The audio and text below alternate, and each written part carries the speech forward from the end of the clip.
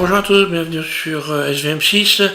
Donc toujours dans le cadre de la série Blender de A à Z, on est en ce moment en plein dans un test de modélisation, puisque là on modélisait Tour Eiffel. On avait fait donc le premier et le deuxième étage, donc je vais vous proposer de faire cette fois-ci le troisième étage. Vous voyez que j'ai mis un éclairage, donc on mettra cet éclairage, et puis on mettra également en place un plan en arrière-plan, en fait j'ai envie de dire, voilà, pour donner cet aspect-là. Voilà, donc je vais repartir d'où on s'en est arrêté. Donc sur le tuto numéro 45. Et donc là on est sur le 46. Voilà, on en était là. Alors, on mettait en vue de dessus.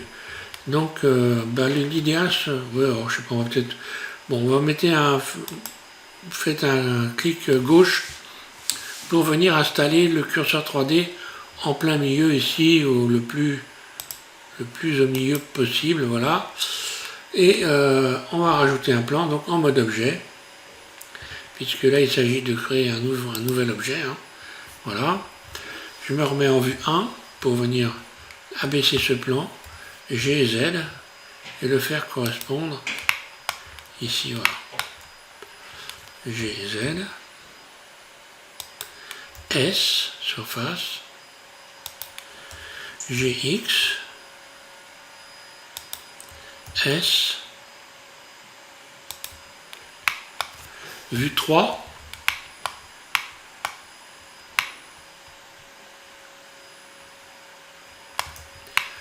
alors pour mieux voir, voilà, je sors du mode transparent, donc là je vais faire un petit SY,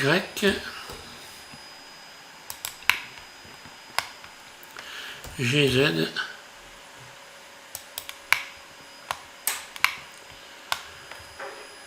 SY,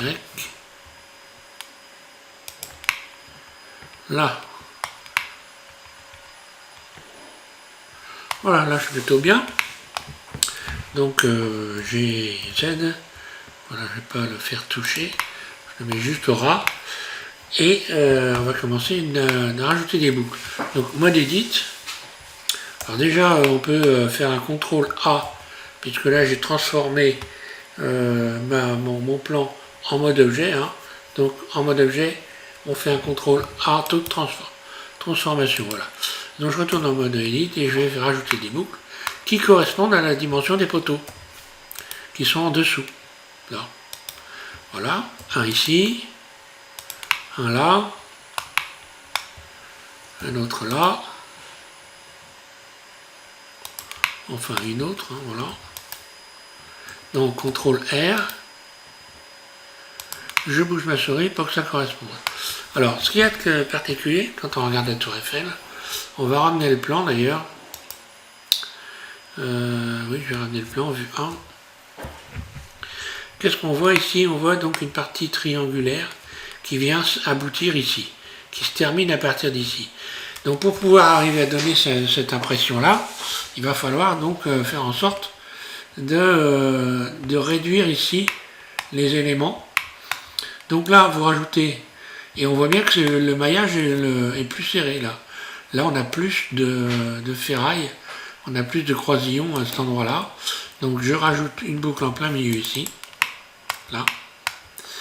Puis ensuite, on aura, pour que ça puisse correspondre avec le bas ici, donc évidemment, je suis obligé de rajouter une boucle là aussi, et là aussi. Voilà, donc oui, donc là je ne vais pas pouvoir faire autrement de toute façon. Et donc là pareil. Enfin, pour que ça corresponde avec le bas, tout simplement, voilà. Donc je sélectionne tout, A, vue 1. Puis on voit bien que le plan, lui, il n'est pas bien comme il faut là. Il n'est pas droit. Donc ce que je vais faire, je vais extruder. Un clic roulette. Je ramène jusqu'au trait ici. Mode transparent, Alt Z. Surface, S. Je fais correspondre à peu près. Donc là, on voit que le plan n'est pas bien placé. Je sélectionne mon plan. Puis je vais le replacer. G, X. Voilà, je vais le recentrer. une petite rotation R,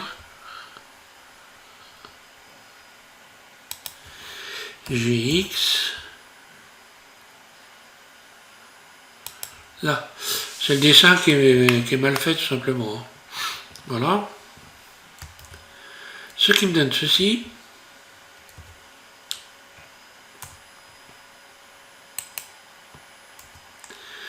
Alors, mode transparent. Je vais donc rajouter une boucle qui correspond ici à la pointe de ce triangle au centre ici. Je rajoute une boucle.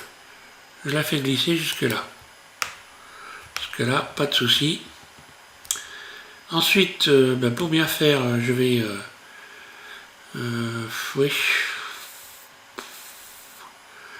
désélectionner le haut ici. Donc je sélectionne les boucles qui sont sur le côté.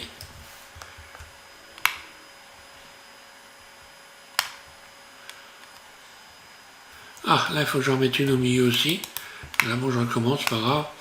Je désélectionne ça, ça. Enfin, je sélectionne ça.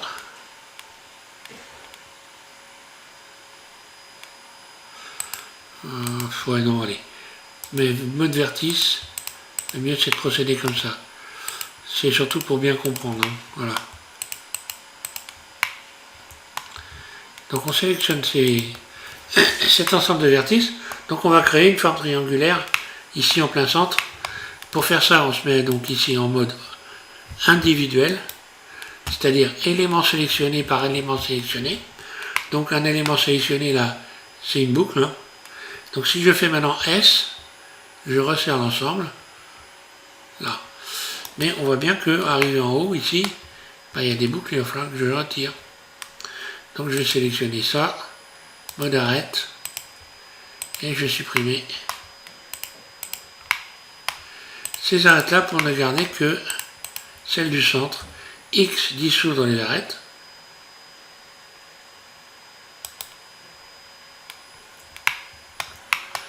Et en haut, pareil. X dissout les arêtes. Là. Voilà, maintenant je n'ai plus qu'à adapter la forme en mode transparent. Et aussi la dimension des carreaux. Donc là c'est simple, hein. Je rajoute une boucle. Donc voilà, il faut que ça soit relativement à la base pour avoir une bonne correspondance. Double G. Voilà, je vais un peu plus bas, hein. Double G. Voilà, pour faire en sorte que cette courbe là soit belle. S.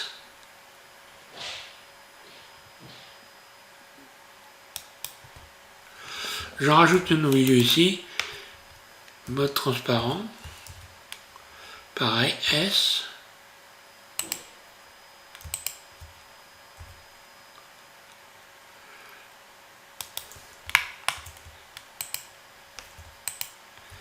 Ici, ben voilà, je vais faire aussi la même chose. Hein.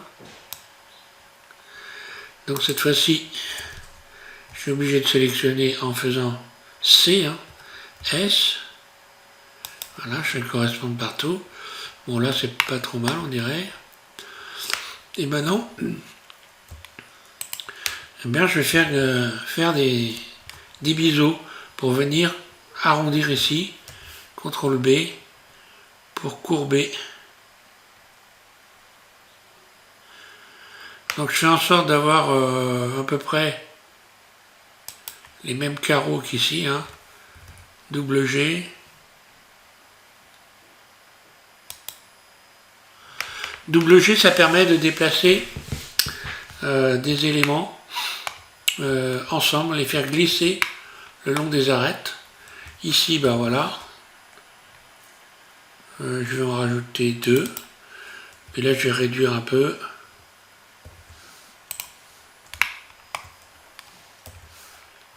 Alors là, ça passe pas, évidemment, c'est normal, puisque là, on a des arêtes qui ont plus de... On a la base qui a plus de vertices qu'il n'en faut sur une boucle. Donc, évidemment, ça passe pas. Donc, le truc, c'est facile. On sélectionne tout, A. Et on va utiliser l'outil bisecter pour venir créer une droite ici, là. Cette droite, pour qu'elle soit bien comme il faut, je vais faire un SZ0. Là, comme ça, elle est bien horizontale. Et je n'ai plus qu'à maintenant, double G, la faire glisser. Puis maintenant, je vais pouvoir ajouter ici, CTRL R. Je fais tourner la roulette de ma souris. Et je peux rajouter donc des faces.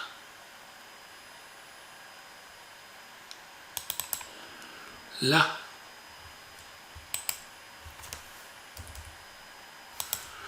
Voilà, après on peut agencer ça élément par élément, tout doucement, hein, pour venir essayer de faire que ce soit plus régulier possible.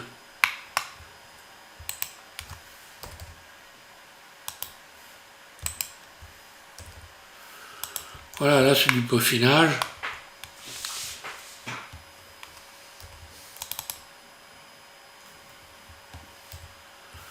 Ouais, je voulais un truc que j'en ai pas. Donc ensuite on va sélectionner toutes les faces.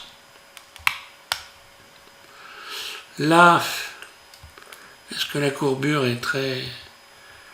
Ouais, c'est un peu... Il y a un petit marquage pas trop agréable alors. Je vais juste donner mode transparent C.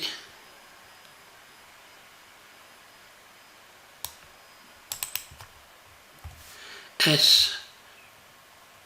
Alors vraiment très très peu. Et là on voit que j'ai une petite cassure aussi.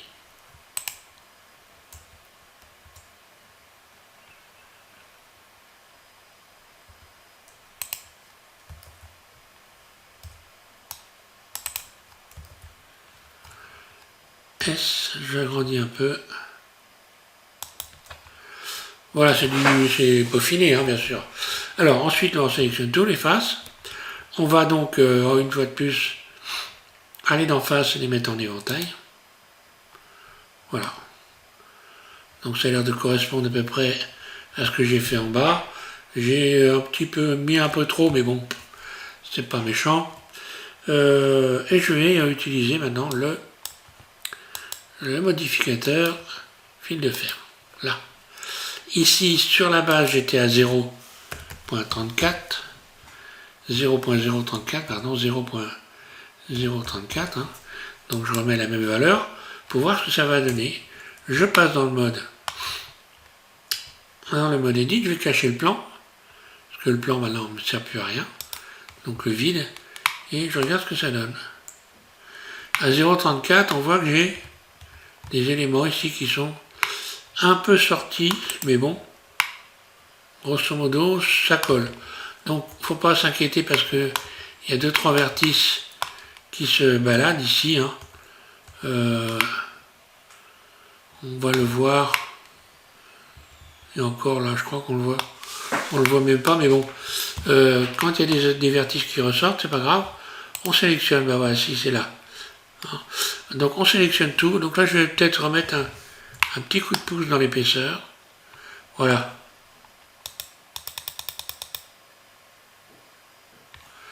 Là. Donc automatiquement, en faisant ça, j'ai quelques vertices qui sont partis à la ramasse ici. Donc je fais appliquer, hein, voilà. Je passe en mode edit. Je vais sélectionner ces vertices. Ça ne changera plus rien puisque de toute façon, tout est fixé à partir du moment où on a appliqué le modificateur. Appelez-le comme vous voulez. L'essentiel est de savoir de quoi on parle.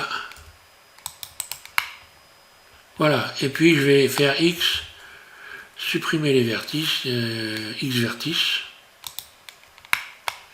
et voilà. Je vais aller rechercher ma couleur. Bon, j'aurais pu m'appliquer un petit peu plus pour la courbe ici.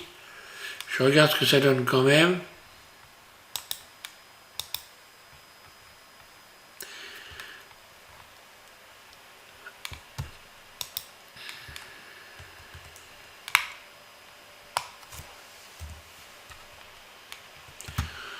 Bon là, j'ai pas une très très jolie courbe.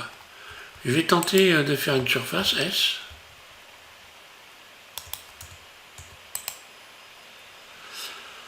Ça va un peu mieux.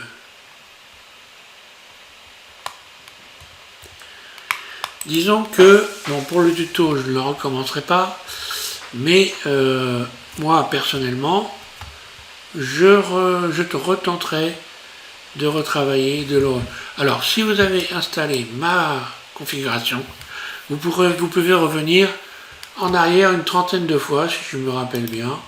On va regarder ça ici. Ici, voilà. Étape d'annulation, voilà, jusqu'à 64 fois.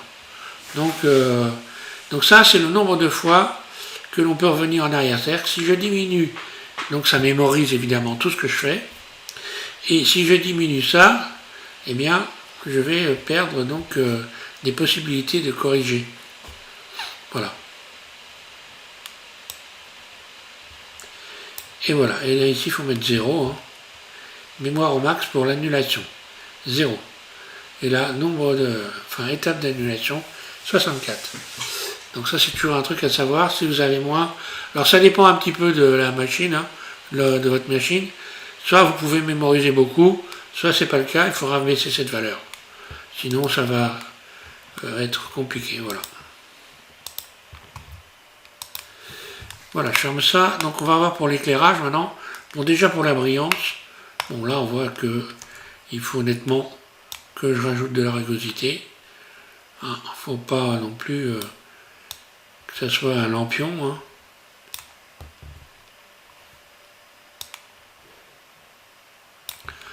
Voilà, j'ai baissé un peu. On fera donc dans le prochain tuto les étages ici. Et pour l'instant, on va mettre notre curseur au centre de la scène en faisant donc un Shift S, curseur vers origine du monde.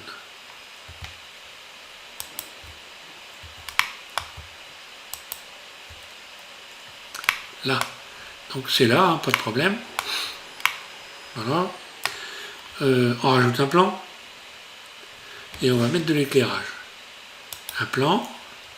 Ce plan, je l'agrandis en faisant un S pour une surface. Puis G, Z. Je viens me regarder en dessous comme ceci. G et Z. Jusqu'à temps que ça disparaisse. J'appuie donc sur Shift en même temps, puisque Shift, c'est un frein en fait. Hein. Quand on appuie sur Shift, on ralentit, et c'est pour faire des choses précises, c'est important d'utiliser cette fonction. Shift en même temps que vous faites quelque chose, ça va tout ralentir. Alors ensuite, on va pouvoir lui mettre notre plan une couleur déjà. Donc moi j'ai mis un bleu, après voilà, hein. Chacun fait comme il aime. Un petit peu foncé pour pouvoir ensuite avoir un bel éclairage. Et donc ensuite je vais aller rechercher, donc là je suis en vue 1, je vais aller rechercher donc les faces qui sont là. Mode Edit, je les arrête, pardon. Je clique sur le 2 au-dessus de AZERTY, je sélectionne cette arête là, on va mieux voir, puis celle-là, puis extrude, très largement. Un clic roulette, puis Alt, un clic droit, je sélectionne ce côté-là, GX, et Alt, un clic droit, celui-là, GY. Là. Ensuite, on sélectionne ces arêtes-là, et on va faire un CTRL B, et on tourne la roulette de la souris. Là. Donc là, maintenant, je vais pouvoir déplacer, but dessus, déplacer tout ça, G, pour que la tour Eiffel se retrouve sur un endroit plat. Ici. Hein.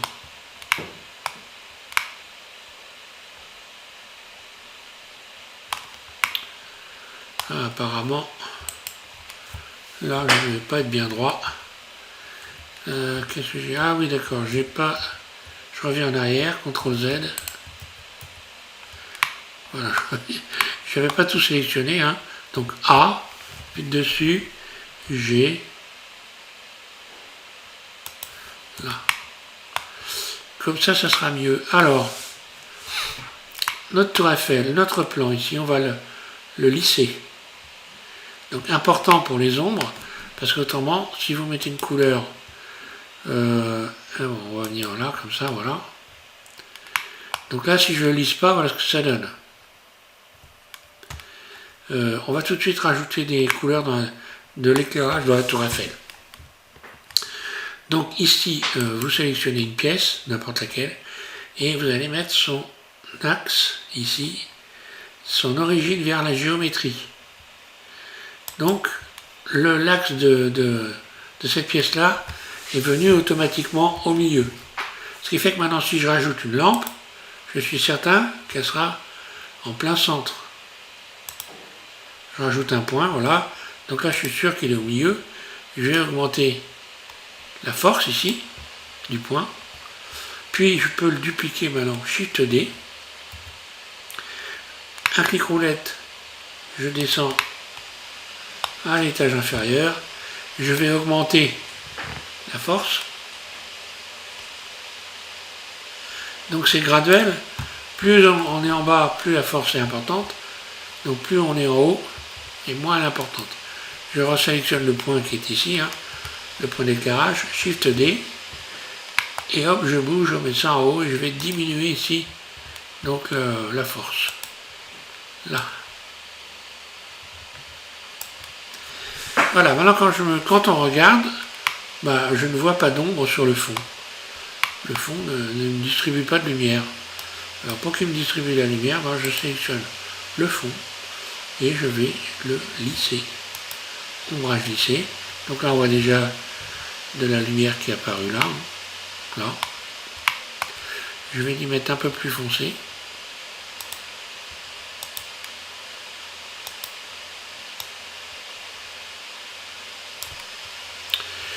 Et je vais rajouter un soleil.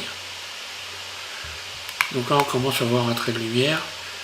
Je mets mon curseur ici, ajouter un soleil.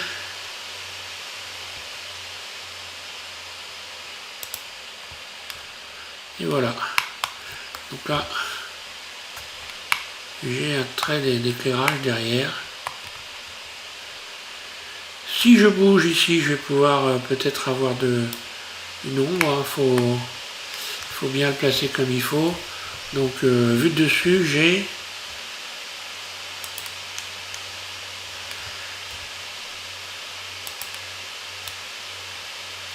voilà. Là on voit l'ombre. Hein.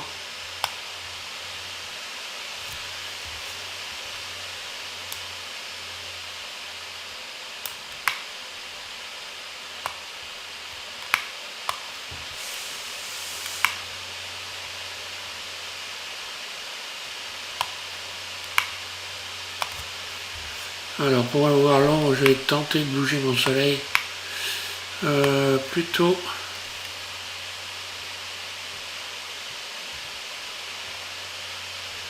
ouais, GX.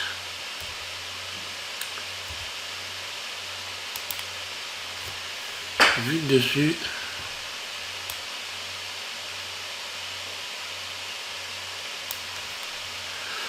Donc plus je vais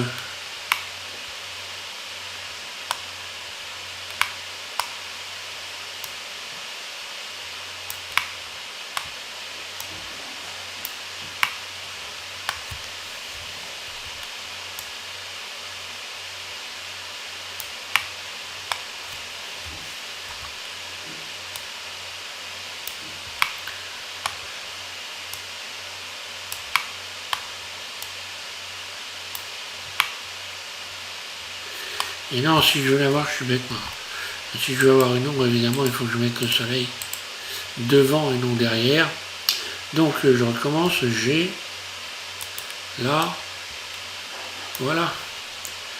Et normalement, je devrais avoir une ombre là.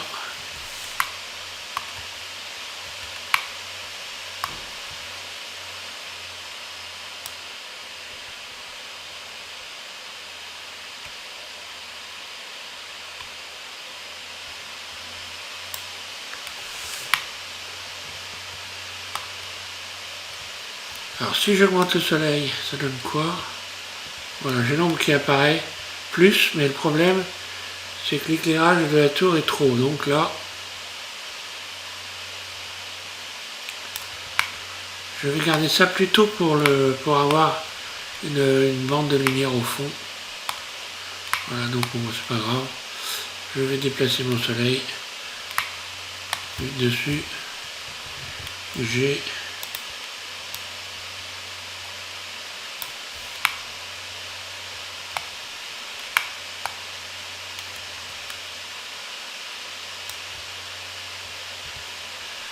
donc pas trop de force non plus, hein. Et puis surtout, ah oui, voilà, je me disais aussi, c'est bizarre. Oui, j'avais une force, j'ai l'éclairage donc du monde, hein. Voilà, le monde, moi je l'ai toujours en permanence, je fais la bêtise. Donc évidemment, on voit l'ombre de la Tour Eiffel beaucoup mieux maintenant, hein. Voilà.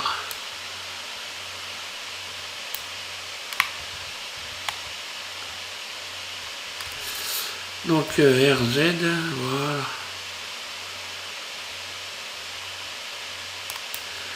GX.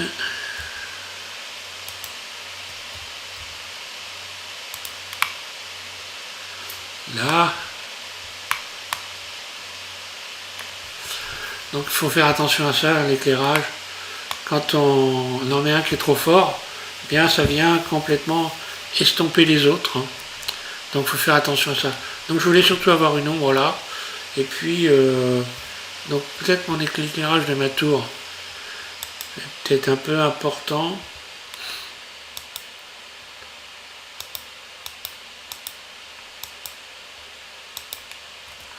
Le point du milieu donc.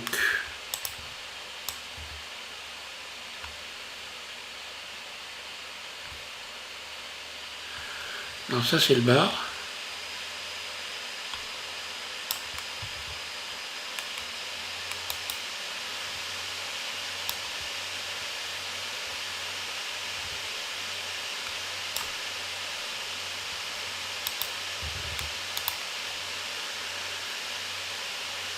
On peut rajouter un peu de couleur aussi, hein. Enfin voilà, j'ai gardé ça comme ça. Puis je vais m'arrêter là, hein. Ah oui, il y a aussi une chose qu'il faut savoir, hein. La grille, ça peut gêner aussi, hein. On peut cacher tous les éléments ici, hein. Tous les axes, on peut cacher le curseur 3D. Vous pouvez cacher, ben non pas l'éclairage, tous extra, si. Voilà, donc voilà, extra, hein. Donc ça cache le soleil, ça cache les lignes de relation et tout ça. Voilà. Pour avoir une idée, des fois ça peut être sympa de venir comme ceci. Et puis rajouter une caméra. CTRL ALT 0. Et faire un petit rendu, histoire de s'amuser. Alors je vous avais dit que pour régler le... Bah si, on va le faire maintenant, on clique sur caméra. Voilà, je vais agrandir ici. Donc G.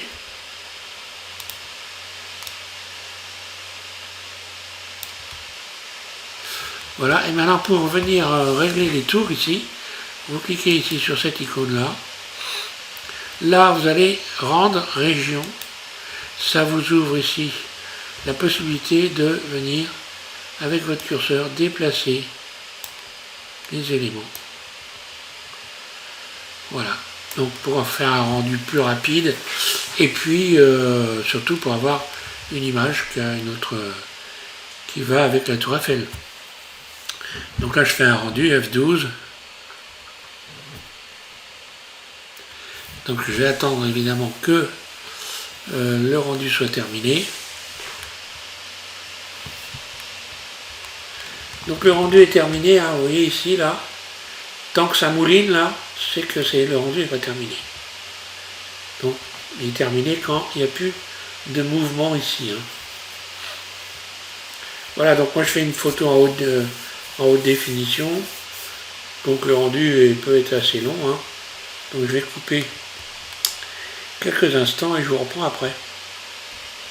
Voilà, mon rendu est terminé, ça ne mouline plus. Je vais maintenant enregistrer l'image sous, donc là moi sur le bureau, puis je vais l'appeler rendu du tuto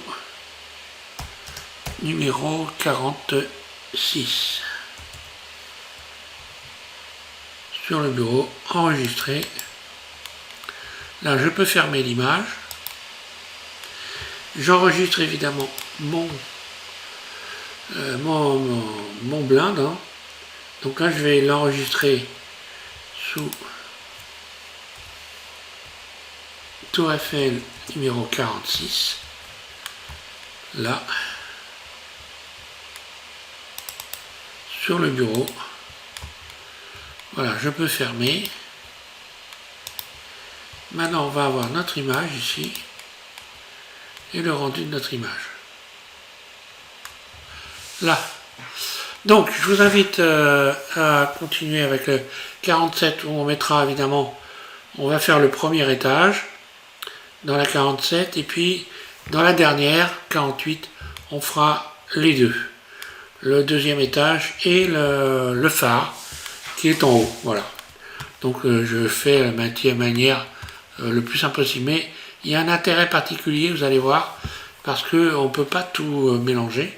Parce que quand on utilise le mode fil de fer, en fait, c'est tout l'objet qui devient fil de fer. Et là, il faut faire évidemment en plusieurs étapes, puis ensuite appliquer et puis venir joindre les objets. Enfin, vous verrez ça dans les prochains tutos. Voilà, merci à tous de suivre SM6. Et puis, je vous invite à continuer hein, cette modélisation de la Tour Eiffel pour après passer donc à deux autres nouveaux modificateurs pour apprendre à les utiliser. On verra, peut-être qu'on va faire d'autres modèles que j'espère, que je souhaite aussi intéressants que celui-là. Normalement, ça devrait intéresser un peu tout le monde. Voilà, merci. Alors, on voit que là, j'aurais pu réduire un peu le haut ici. Enfin bon, allez, je ne vais pas aller plus loin, mais j'aurais pu peaufiner davantage. Voilà, merci.